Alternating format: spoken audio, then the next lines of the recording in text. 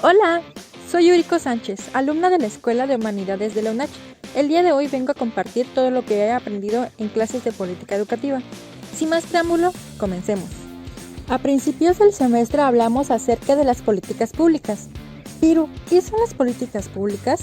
En un sentido general, las políticas públicas son acciones del gobierno con objetivos de interés público que surgen a partir de decisiones sustentadas en un proceso de diagnóstico y análisis, en donde buscan objetivos de interés o beneficio público y son el resultado de un proceso de investigación en donde se apoya de la participación ciudadana. Entonces, podemos decir que las políticas públicas son las acciones que permiten un mejor desempeño gubernamental. También podemos considerar que hay diversas definiciones de políticas públicas. Esto es algo que menciona Tachi King en su libro El estudio de las políticas públicas, un acercamiento a la disciplina, en donde también nos dice que una política pública debe tener eficacia y eficiencia. Ya que hablamos de las políticas públicas, podemos seguir con los organismos internacionales, las cuales son instituciones creadas por acuerdos entre países para promover la cooperación en temas de interés común, como la paz, el desarrollo económico y los derechos humanos, la salud, el medio ambiente y la seguridad. La relación de interdependencia entre los organismos internacionales y las políticas públicas es que los primeros proporcionan lineamientos, financiamientos, como las normas y acuerdos internacionales, que establecen metas específicas que los gobiernos incorporan en sus políticas públicas, y la condicionalidad de financiamiento, pues algunas ocasiones instituciones como el Banco Mundial condicionan préstamos a la implementación de políticas públicas.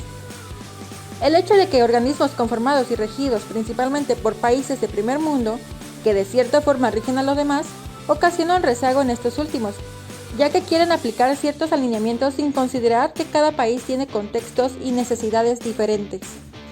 La política educativa en México está dirigida por el gobierno a través de normativas, programas y estrategias que buscan garantizar el acceso a la equidad y a la calidad de educación en todos los niveles, cuyos objetivos principales son garantizar el acceso universal a la educación básica y media superior, reducir las desigualdades en el sistema educativo, mejorar la calidad educativa, promover la equidad de género, incorporar la tecnología y fomentar la educación cívica, ética y cultural. Hay diversos organismos que participan en las políticas educativas del país.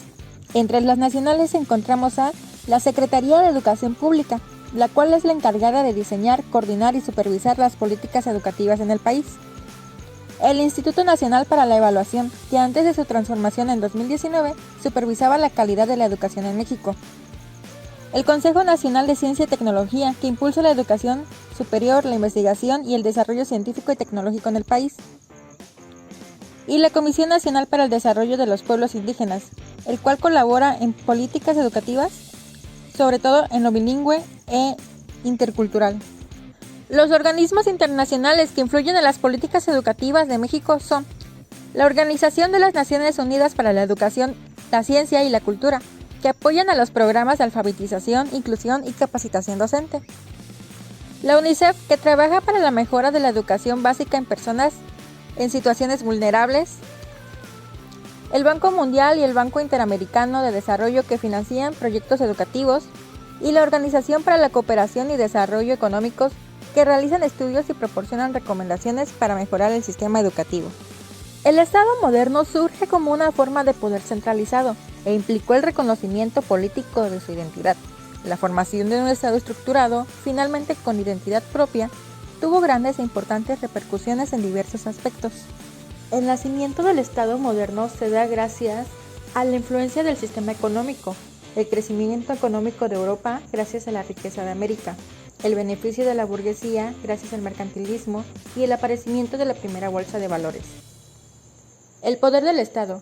El surgimiento del Estado moderno gracias al aprovechamiento de la crisis del feudalismo para la concentración de poder por parte de los reyes, y el nuevo Estado moderno exigía más independencia de la Iglesia Católica Romana.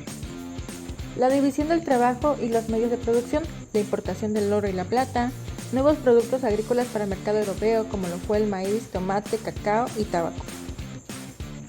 Así como la educación formal e informal, el saber grecolatino, el descubrimiento de los clásicos, el surgimiento del humanismo, avances en física, astronomía, biología, anatomía humana, medicina, expresiones artísticas como el barroco, y el inicio de ideas renacentistas. Los movimientos sociales de protesta, la Reforma Protestante de Lutero, la Santa Inquisición como respuesta a los avances científicos y el surgimiento de nuevas ideas y movimientos sociales en respuestas a la autoridad eclesiástica y política. Hoy en día no podemos negar de que la educación se convirtió en un derecho y no una obligación. Aún así se considera un privilegio cursarla en un nivel superior. Con ayuda de gobiernos y organismos internacionales que de verdad aporten lo que necesitemos, podemos avanzar hacia una educación más integral y que ésta sea un medio para formar individuos eficientes, garantizando con ello un avance en la sociedad. Entre los aspectos relevantes en la educación en México encontramos el modelo de desarrollo, política educativa y financiamiento de 1982 a 1994. En este periodo México atravesó varias crisis económicas que llevaron a la implementación de políticas neoliberales que buscaban estabilizar la política y la economía y promover el crecimiento mediante reformas estructurales. Los problemas en la educación mexicana. La educación en México se convirtió en un tema recurrente, mientras unos afirmaban que era una herramienta para la transformación social, por otro lado, los críticos afirmaban que era obsoleta. La formación del sistema educativo mexicano tiene sus raíces en varios momentos históricos claves. En 1805 se abrió la primera escuela pública para niños de la provincia de la Nueva Vizcaya, lo que marca un punto clave de partida significativo. Plan Sectorial de Educación 2020-2024 es un documento que establece las estrategias, objetivos y acciones para desarrollar y mejorar el sistema educativo en un país o región durante un periodo determinado. La formación del CENTE y la CENTE, que es la Coordinadora Nacional de los Trabajadores de la Educación, nace a partir como una respuesta a los malos manejos del Sindicato Nacional de Trabajadores de la Educación, que es el CENTE, el cual es uno de los más grandes de América Latina y del mundo. Fue fundado en 1943.